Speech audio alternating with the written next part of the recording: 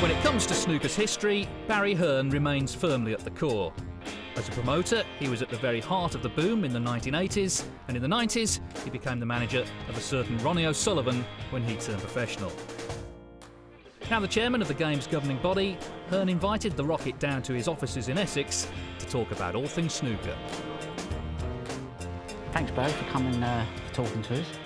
It's a pleasure, Ron. Always a pleasure, mate. Always, obviously, like, you know, growing up as a snooker fan, watching Steve Davis in the 80s, he was like my hero, and obviously, like, you was the manager promoting all the players and that. So I just want to know a little bit about the early days, because obviously I've heard all the stories, but obviously it would sound better coming from you. I think looking back, I had 40 years now of promoting snooker since 1974, and looking back on the early days, I have to say they were probably my happiest days, because it was all such a new world, you know, new boundaries. In those days, I suppose we really started off as a bit of a hustler, you know. Had this tall ginger kid with no personality at all, but who could play, the Nugget. So Harry got his nickname, the Nugget, from Romford, because everyone had their case 50 quids on him and fivers and tenors. They were getting a living out of backing Steve Davis. And Steve just wanted to play, so he was dead easy. So we come to this deal in the early 70s. Look, no one knows you. You know, you're a quiet lad. I'll pay you 25 quid a night, plus a bonus on the gambling, and we'll go all around the country. And, you know, looking back on it, it was just the wildest days. And you'd turn up at Leeds and there'd be 300 supporters for John Virgo, say. And they didn't know who Davis was, so they'd give him a 10 start.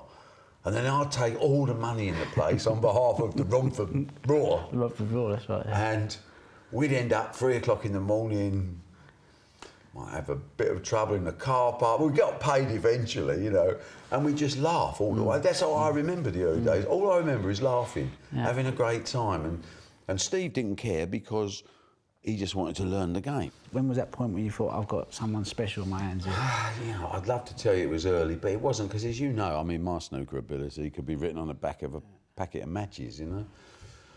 I knew he had something special in terms of concentration and desire, and he never opened his mouth. He had no personality at all.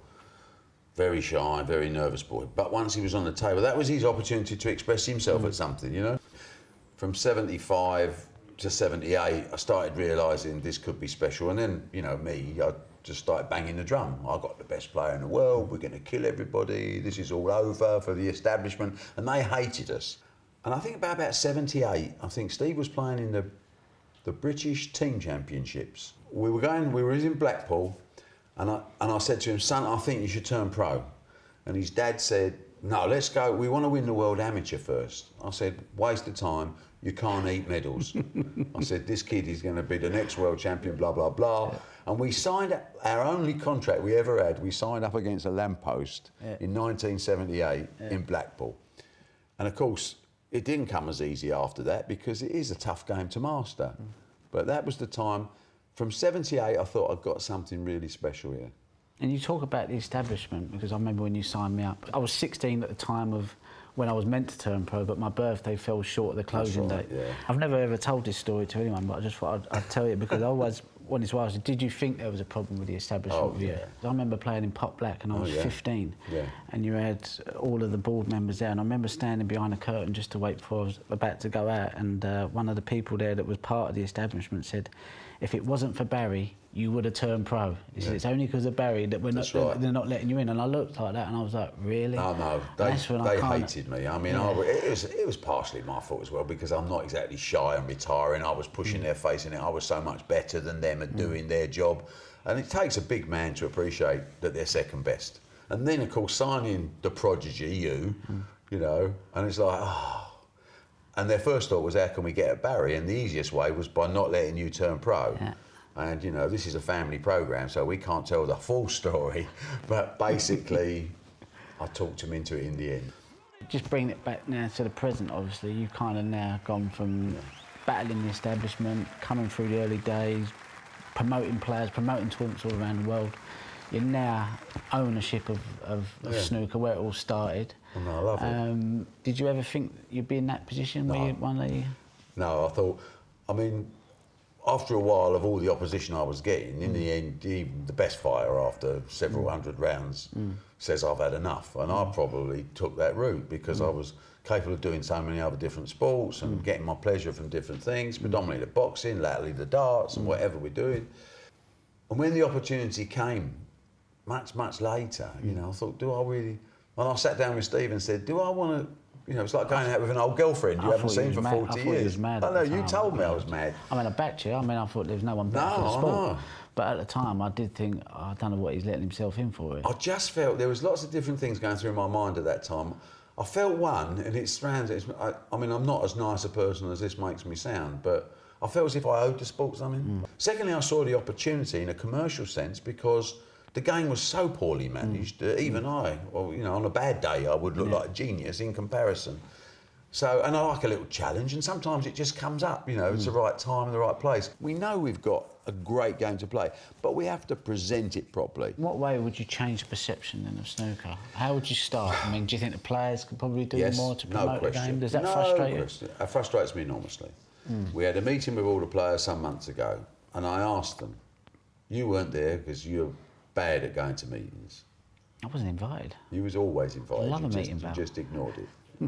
we talk on TV, we don't have... I'm going to be a board member soon, you do know that. Yeah, I'm going to be giving all your great ideas. I can't wait for that day to come. You'll love me for it. I love you. I love you The anyway. players will hate me. Yeah. The difference is, we had a meeting with the players and I asked them a very simple question. How many of you guys signed an autograph on the way here? Put your hands up. No hands went up. I said, that's because you're not doing your job properly. You're looking for characters, you're looking for people to express themselves, you're looking for players. Do you think there's that in snooker? I mean, no, there's not enough of it. There's not enough of it. And there's a reticence amongst players to embarrass themselves. They look at it as if it's an embarrass themselves. And I say it's not. I don't expect you to come out dressed as a clown. I don't want you to punch someone in the face to be famous, but I want some more interaction. I want some more emotion. I want people to know that it means something to you. I want them to feel that they're part of the whole experience. Do you think I could do more for the game? Yes, of course. You're getting better. Yeah. Well, by playing more, but obviously we understand, you know, the freedom of the individual. You know, by actually putting yourself out a bit more sometimes for snooker. You see, you do for your career, but in a way, it's unfair that you should shoulder all the responsibility. That's not right. You need other people out there that... And I think, you know, there are some of them that are beginning to try, and I'm being overcritical. I'm saying in a perfect world. In a perfect world, I'd have 8 Ronnie O'Sullivans, all different, all slightly different, but with great ability on the table, and it's getting that mixture right of the ability on the table and the notoriety off the table. So the audience for snooker is not restricted to traditionalists, to people that have always watched it. It goes to a wider audience. You know, I'm sure Einstein would put this on a board somewhere and he'd say, ability plus entertainment equals piles of dosh.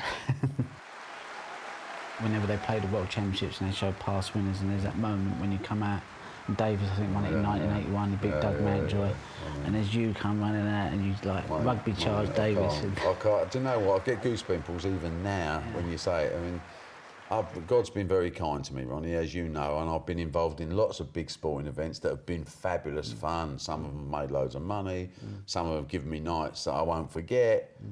Nothing, and I mean nothing, compares to that feeling in 1981. And I'm sitting in the audience, I can remember saying to myself, and my heart, I can feel my heart going, even thinking about it, is that, don't do anything stupid. Don't do any, and I kept saying to myself over and again, don't do anything stupid. And he gets down and prots the brown. He's perfect on the blue. Rolls through the blue, he's absolutely perfect on the pink. Don't do anything stupid. He pots the pink, I'll do something stupid. You know, it was like I came out of my own body. The relief of being right, of being able to say, I told you so. Being sticking, you know, when I was going like this to the crowd, that was us. Yeah. That was us saying, we've made this journey and now we're going to smash it right up. Life just deals you very strange angles to come from. If Davies hadn't walked into the Romford Snooker Centre in 1975, if I hadn't started promoting tiny small snooker events, he wouldn't have made the journey. And where would I have been? I could have run, you know, I think I'd have been okay, but I wouldn't have had the life and the fun. So I owe Davis more than I owe anybody other than my family. And I hope in some ways that I've repaid that, you know, because he's been my pal for 38 years and I'm 66 now, Ron. Looking well. I'm in shape, mate, but mentally I'm still buzzing every day of my life. Barry, been brilliant talking to you. Thanks for taking the time, Hey, you're good at this. Cheers, Barry.